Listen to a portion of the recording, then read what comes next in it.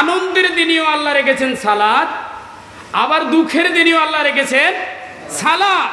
এর দ্বারা আল্লাহ সুবহানাহু ওয়া তাআলা এটা বোঝাতে চান, ও বান্দা, এ আমার বান্দা, সুখে বা দুঃখে, বিপদে বা খুশিতে, যেই অবস্থায় থাকো না কেন, বান্দা তোমার সাথী হলো নামাজ। সুবহানাল্লাহ পাঠ করেন। তোমার সাথী কি? নামাজ। নামাজ তোমার সাথী। এজন্য আমি আল্লাহ খুশির দিনেও নামাজকে রেখে দিয়েছি, আর দুঃখের দিনেও নামাজকে রেখে দিয়েছি। শনিবারে আমাদের ঈদুল আজহা চলে গেছে। ঈদের দিনে প্রথম আমরা গুরুত্বপূর্ণ যে আমলটা করেছি, বলেন তো এই আমলটার নাম কি? ঈদের দিনে দুইটা আমল গুরুত্বপূর্ণ। কোথায় আছে কোরআনে? জোরে বলেন, কোথায় আছে? আপনারা সূরা কাউসার মুখস্থ আছে আপনাদের? সূরা কাউসার ছোট্ট সূরা না? ইন্না আ'তাইনাকাল কাউসার ফাসাল্লি লিরাব্বিকা ওয়ানহার ইন্না শানিয়াকা হুয়াল আবতার। মুখস্থ করেন। এই সূরার মধ্যে আল্লাহ বলছেন যে প্রথমে কি করতে হবে? নামাজ পড়তে হবে, এরপরে কি? কুরবানি করতে হবে। তা প্রথমে ঈদগাহে যাই আমরা নামাজ পড়ি নাই? কারা কারা নামাজ পড়তেন হাত উঠি দেখেন তো। ঈদের নামাজ কারা কারা পড়ছেন? নামাজ পড়েন না।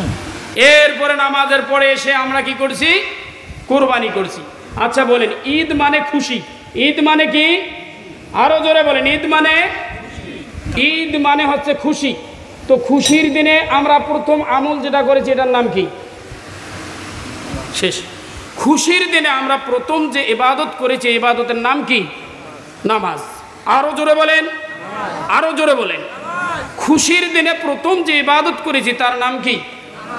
আচ্ছা, এবার একটু লক্ষ্য রাখেন, কোনো লোক যদি মারা যায়, এই লোকটাকে যখন আমরা শেষ বিদায় জানাতে মাঠে যাই, সেখানেও 2 রাকাত নামাজ পড়ি। পড়ি কি পড়ি না? আচ্ছা, কোনো লোক মারা গেলে এটা কি খুশির দিন না দুঃখের দিন? কথা বলেন একটু আমার সঙ্গে। আমি যে যতটুক সময় আলোচনা করব আপনাদেরকে নিয়ে, আপনারা যদি মন দিয়ে আলোচনাটুকু শুনেন, তো ইনশাআল্লাহ আপনাদের জীবন চলার ছোট্ট হলেও একটা পাথেয় হবে ইনশাআল্লাহ। তো মানুষ যে মারা গেল, এই দিনটা ওই পরিবারের জন্য খুশির না দুঃখের? আনন্দের না সুখের? সুখের। তাহলে দেখেন, সুখের দিন, দুঃখের দিনেও ওই ব্যক্তিকে আমরা চিরবিদায় যখন জানাবো তখন 2 রাকাত সালাত পড়ি কি পড়ি না? আবার ঈদের দিন, খুশির দিন, এই দিনেও 2 রাকাত সালাত পড়ি কি পড়ি না? ব্যাপারটা দেখেন, আনন্দের দিনেও আল্লাহ রেখেছেন সালাত, আবার দুঃখের দিনেও আল্লাহ রেখেছেন সালাত। এর দ্বারা আল্লাহ সুবহানাহু ওয়া তাআলা এটা বোঝাতে চান, ও বান্দা, এ আমার বান্দা, সুখে বা দুঃখে, বিপদে বা খুশিতে, যেই অবস্থায় থাকো না কেন, বান্দা তোমার সাথী হলো নামাজ। সুবহানাল্লাহ পাঠ করেন। তোমার সাথী কি? নামাজ। নামাজ তোমার সাথী। এজন্য আমি আল্লাহ খুশির দিনেও নামাজকে রেখে দিয়েছি, আর দুঃখের দিনেও নামাজকে রেখে দিয়েছি। তো এই নামাজ যে আমাদের সাথী, আমরা সবসময় নামাজ আদায় করবো তো ইনশাল্লাহ। দৈনন্দিন কয়েকটা নামাজ ফরজ বলেন তো আপনারা? জোরে বলেন, কয়েকটা? সঠিক 5 ওয়াক্ত। কারা কারা জানেন? হাত উঠান তো, কয়েকটা ফরজ? আচ্ছা, সবগুলো কি পড়েন? 5 ওয়াক্ত নামাজ পড়েন? পড়েন, পড়েন, নামাজ পড়েন। এটাই ওয়াজ। কি বলেন আপনারা? এটাই ওয়াজ। 5 ওয়াক্ত নামাজ পড়বেন, 1 নম্বর কথা। তাহলে সর্ব অবস্থার সাথী আমাদের কি? জোরে বলেন। দুঃখের সাথী কি? সুখের সাথী কি?